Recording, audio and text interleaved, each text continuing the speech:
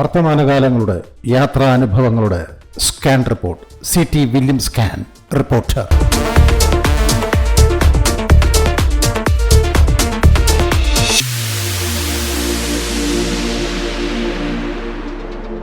നാഥുല മഞ്ഞുസവാരിയും കഴിഞ്ഞ് തിരിച്ച് ഹോട്ടലിലെത്തി. ചത്തുപോയെന്ന് തോന്നിയ വിശപ്പിന് ജീവൻ വെച്ചു. സമയം തെറ്റിയ ഉച്ചഭക്ഷണം കഴിച്ചു. പിന്നെ സിക്കിം നഗര രാക്കാഴ്ചകൾ കാണാൻ പുറപ്പെട്ടു. ഏറെ വൈകി രാത്രി ഭക്ഷണവും കഴിച്ചുറങ്ങി. രാവിലെ വീണ്ടും സിക്കിം സഞ്ചാരത്തിനിറങ്ങി. ഞാൻ നേരത്തെ പറഞ്ഞല്ലോ, ബൗദ്ധ വിശ്വാസങ്ങൾക്ക് പ്രാമുഖ്യമുള്ള കൊച്ചു പ്രദേശമാണ് സിക്കിം. അതുകൊണ്ട് തന്നെ കാഴ്ചകളെന്ന് പറയാൻ ബൗദ്ധ സ്തൂപങ്ങളും ബൗദ്ധാശ്രമങ്ങളും മാത്രമേ ഇവിടെയുള്ളൂ. ഇത് അത്തരമൊരു ചെറിയ ബൗദ്ധ സ്തൂപമാണ്. ബൗദ്ധ കൊടിമരങ്ങൾ മനോഹരമാണ്. ബഹുവർണ്ണങ്ങളിലുള്ള സിൽക്ക് പാളികൾ പതിപ്പിച്ച ഈ കൊടിമരങ്ങളിൽ പാറിപ്പറക്കുന്നതും ബഹുവർണ്ണ സിൽക്ക് പാളികൾ തന്നെ. ഇതിനേക്കാൾ വലിയ ബൗദ്ധ സ്തൂപങ്ങൾ ഞാൻ എൻ്റെ ലഡാക്ക് യാത്രയിൽ കണ്ടിട്ടുണ്ട്. എന്നാലും കാണുക തന്നെ. സഞ്ചാരികൾ എത്തിത്തുടങ്ങുന്നതേയുള്ളൂ. പ്രധാന കാഴ്ച ഈ ചുവപ്പും തങ്കവർണ്ണവും വെളുപ്പുമാണ്. പൊതുവെ പറഞ്ഞാൽ കളർഫുള്ളാണ് ബൗദ്ധ സ്തൂപങ്ങളും ആശ്രമങ്ങളും. കടുത്ത ചായക്കൂട്ടുകളാണ് ബൗദ്ധ നിർമ്മിതികളുടെ പ്രത്യേകത. തങ്കനിറത്തിൻ്റെ ആധിക്യവും പ്രാമുഖ്യവും പ്രകടമാണ്. തങ്കവർണ്ണങ്ങളിലുള്ള ഈ പ്രാർത്ഥനാ ചക്രങ്ങളിലെ ആലേഖനങ്ങൾക്കും തനി തങ്കവർണ്ണമാണ്. ബൗദ്ധവിശ്വാസികൾ ഈ ചക്രങ്ങളെ തിരിക്കുന്നതും മന്ത്രോച്ചാരണം നടത്തുന്നതും കാണാം. ഓരോ മന്ത്രവും ഒരിക്കൽ ഉരുവിട്ട് ഈ പ്രാർത്ഥനാ ചക്രങ്ങൾ കറക്കിയാൽ ചക്രങ്ങൾ പൂർത്തിയാക്കുന്ന അത്രയും പ്രാവശ്യം ആ മന്ത്രം ഉരുവിട്ടതായി ബുദ്ധവിശ്വാസികൾ കണക്കാക്കും. അത്തരത്തിൽ ചക്രം കറക്കിത്തളർന്ന ഈ സഞ്ചാരിയും കുട്ടികളും ഇവിടെ വിശ്രമിക്കുകയാണ്. അപ്പോഴും ആ കുട്ടി ആ കൂറ്റൻ ആശ്രമവാതിൽ തള്ളി തുറക്കാൻ ശ്രമിക്കുകയാണ്. ഈ കുട്ടികൾക്കൊക്കെ എന്ത് ബുദ്ധൻ, എന്ത് ആശ്രമം. ദാ കാണുന്ന ഭക്തയുടെ കൂടെ വന്നതാണെന്ന് തോന്നുന്നു ഈ ശുനകൻ. സിക്കിമിലെ സ്ഥിരം കാഴ്ചയാണ് ഇത്തരം ശുനകന്മാർ. ആ ശുനക കഥ ഞാൻ പിന്നീട് പറയാം. എന്നാൽ സഞ്ചാരികൾ ഈ ചക്രം ഏതോ ഒരു കൗതുകത്തിന് ഇങ്ങനെ കറക്കി വിടുകയാണ്. മുതിർന്നവർക്കും കുട്ടികൾക്കും അത് ഒരുപോലെ കൗതുകകരം തന്നെ. സാധാരണഗതിയിൽ ഈ ചക്രങ്ങൾ തിരിക്കുമ്പോൾ ഒരു മണി മുഴങ്ങുക പതിവാണ്. ഇവിടെ പക്ഷേ എന്തോ ആ മണിയൊച്ച കേട്ടില്ല. എന്തായാലും ഈ പ്രാർത്ഥനാ ചക്രങ്ങൾ ഇങ്ങനെ കറങ്ങിക്കൊണ്ടേയിരിക്കുന്നു.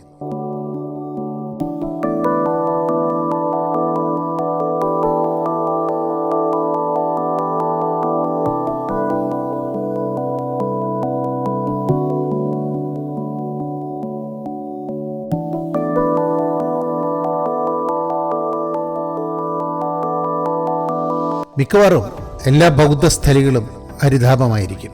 പൂന്തോട്ടങ്ങളാൽ സമൃദ്ധവുമായിരിക്കും. ഇവിടെയും അങ്ങനെ തന്നെ. ഇവിടുത്തെ പൂക്കൾക്കും കടുത്ത വർണ്ണങ്ങൾ തന്നെ.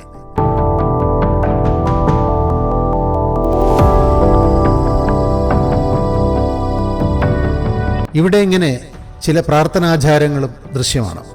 മിക്കവാറും ബൗദ്ധാശ്രമങ്ങളിലും പണപ്പിരിവ് കാണാം. പ്രാർത്ഥനാനുഗ്രഹങ്ങൾക്കൊക്കെ ബുദ്ധസന്യാസികൾ പണം വസൂലാക്കും.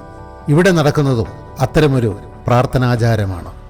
പണം കൊടുക്കുന്നതിനനുസരിച്ച് ഈ ദീപങ്ങളെല്ലാം പ്രകാശിക്കുമെന്നാണ് തോന്നുന്നത്. ഇനി വേറെ എന്തെങ്കിലും ആചാരമുണ്ടോ എന്നെനിക്കറിയില്ല. ഓരോരോ ആചാരങ്ങളും പ്രാർത്ഥനാക്രമങ്ങളും, അല്ലാതെ എന്തു പറയാൻ. എന്തായാലും പണം കൊടുത്തയാൾക്ക് അനുഗ്രഹം കൊടുക്കുന്നത് കാണാം. ഈ ദീപക്കാഴ്ച നയനമനോഹരമാണ്. തിരിയുന്ന പ്രാർത്ഥനാ ചക്രങ്ങളെപ്പോലെ തന്നെ. സ്തൂപം വലംവെച്ചു കഴിഞ്ഞാൽ പിന്നെ സഞ്ചാരികൾ ഇവിടങ്ങളിലെ മ്യൂസിയവും കാണും.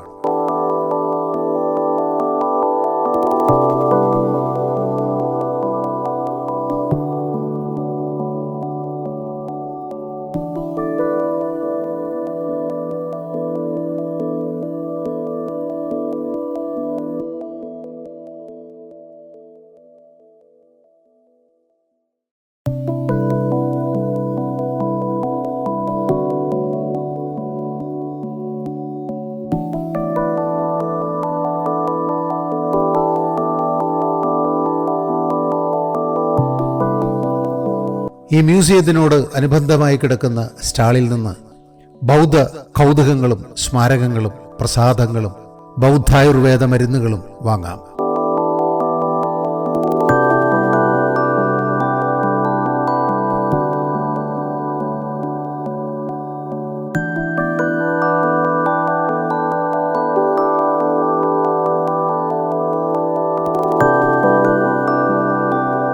ബുദ്ധശില്പങ്ങൾക്ക് മുൻപിൽ തെളിയിച്ചു വെച്ച നെയ്ത്തിരികളും മയിൽപ്പീലികളും നേദിച്ചു വെച്ച പാനീയങ്ങളും കടുത്ത വർണ്ണങ്ങളിലുള്ള പൂക്കളും പലതരത്തിലുള്ള ധൂമ്ര സങ്കേതങ്ങളും ബഹുവർണ്ണ മുത്തുക്കളും വെളുത്ത ശംഖും ഭണ്ഡാരങ്ങളും വജ്രയാന ബുദ്ധചരിത ബിംബങ്ങളും ബൗദ്ധ സംഗീതോപകരണങ്ങളും കാണാം ഇവിടെ.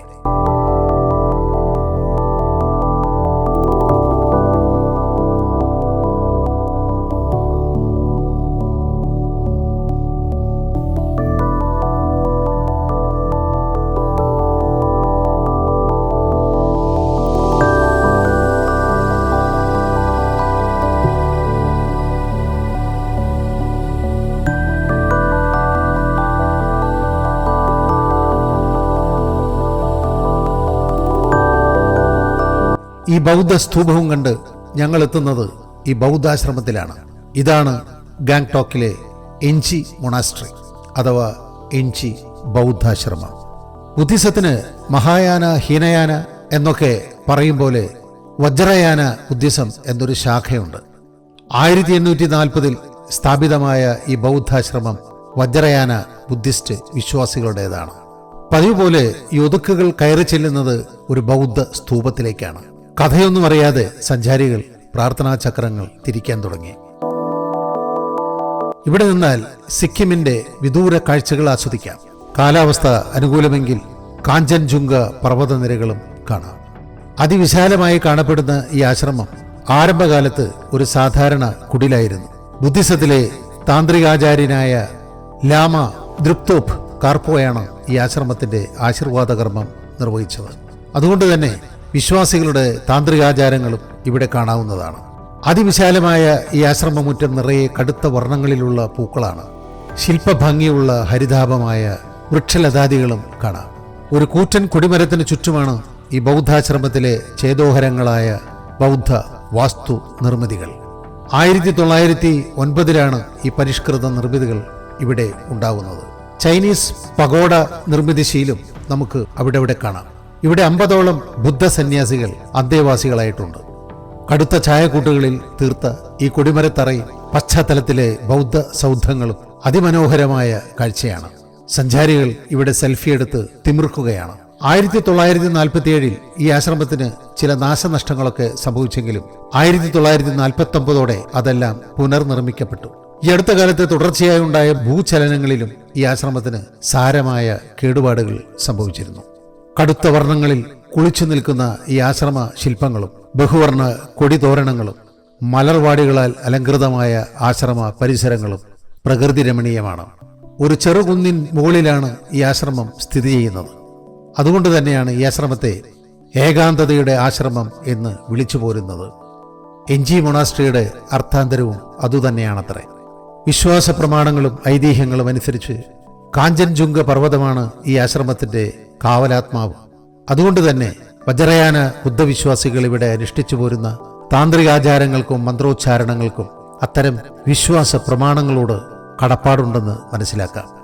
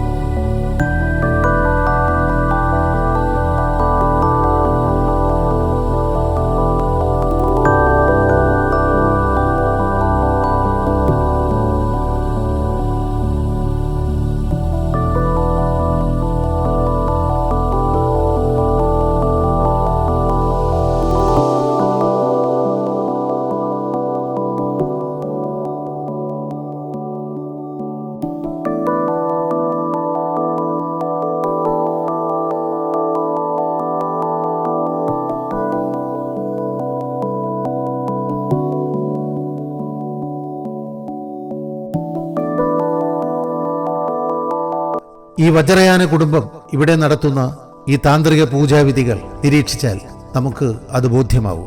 അച്ഛനും അമ്മയും 2 പെൺമക്കളും അവരുടെ കുട്ടികളും കൂടിയാണ് ഈ താന്ത്രിക പൂജ ഇവിടെ നടത്തുന്നത്. ഈ ബൗദ്ധ ഹോമകുണ്ഡത്തിലേക്ക് അവർ അർപ്പിക്കുന്നത് വിവിധങ്ങളായ സുഗന്ധപൂരിത പൂജാദ്രവ്യങ്ങളാണ്. അതിൽ പ്രധാനം ഉണക്കപ്പഴങ്ങളും അവയുടെ പൊടികളുമാണ്. അതെല്ലാം അവർ വീട്ടിൽ നിന്ന് കൊണ്ടുവന്നിട്ടുണ്ട്. ആ പൊടികൾ തന്നെയാണ് അവർ ആ ഹോമകുണ്ഡത്തിന്മേൽ ഭസ്മം കണക്കെ ചാർത്തുന്നത്.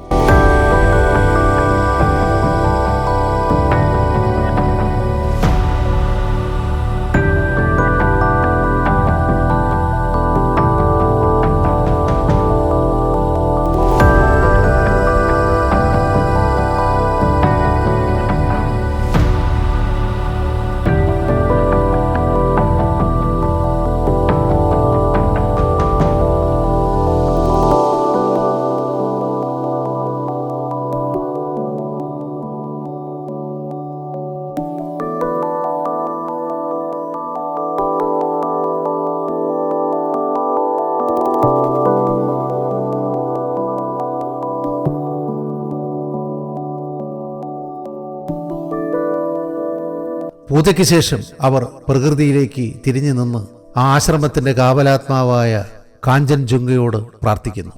ആ പൂജാവിധികളെക്കുറിച്ചും ബൗദ്ധവിശ്വാസാചാരങ്ങളെക്കുറിച്ചും അനുഷ്ഠാനങ്ങളെക്കുറിച്ചും റിട്ടയേർഡ് അധ്യാപകനായ ഈ കുടുംബനാഥൻ CT വില്യംസ് കാനിനോട് പങ്കുവച്ചു. നമുക്ക് അതുകൂടി കേൾക്കാം. What sort of prayer that you're offering? Prayer is, whatever we eat in the form of food, we put Tibetan Tsamba. Offer. You offer. Offer. We offer actually scent. These spirits are supposed to have scent, not the actual food like us. Okay. So this scent, the best we put, the better it is. And what in that mixture of the Tsamba, we also have dry fruits. Dry fruits. So what kind of dry fruits you are? Any dry fruits. Any dry fruits. Any dry fruits. All crushed, powdered, mixed with champa, mixed with Tibetan. Butter or something? Butter also. Yeah, okay. The butter is also there. Yeah. Then you offer it in the fire? Yeah. And then it'll burn, the scent will come out. Yeah. And they're able to eat the scent.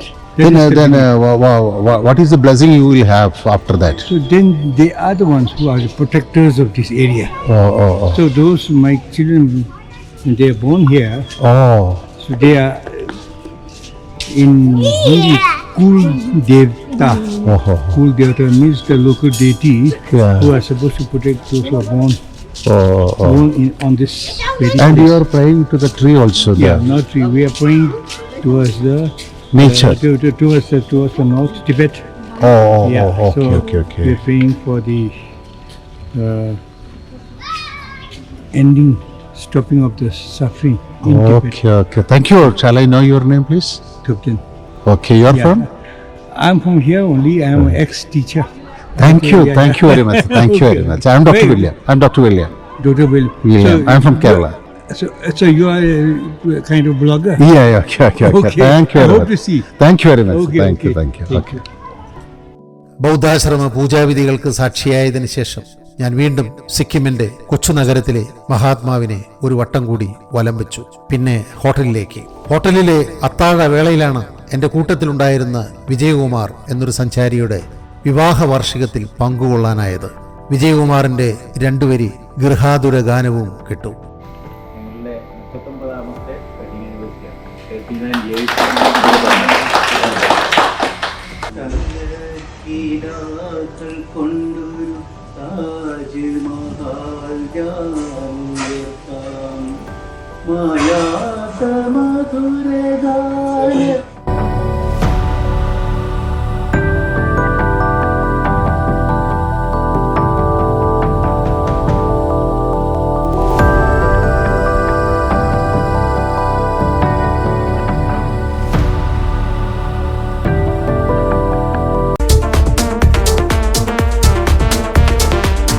വർത്തമാനകാലങ്ങളുടെ യാത്രാനുഭവങ്ങളുടെ scan report. CT William scan, reporter.